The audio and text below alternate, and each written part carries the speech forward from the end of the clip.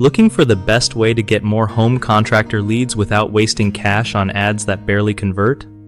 So, here's the deal with getting local leads when you're a home contractor. Google local services ads kinda work, but don't expect miracles. They make your phone ring, sure, but the actual customers signing up? Not so hot. Last year, I went all in on Nextdoor, and man, it was like magic for getting clients. This year, I totally dropped the ball and stopped hustling on there, which hurt my flow big time.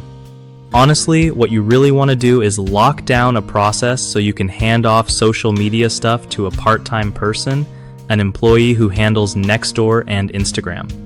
Instagram's been a total mess for me, like super bad engagement and no leads coming through.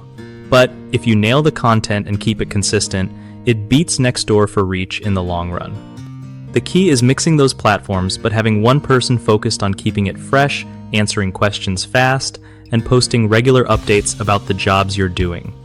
One of the biggest screw-ups contractors make online is relying too much on just Google local services ads and expecting a flood of calls. That's just not how it works. Fix? Use it as one tool, not your only tool.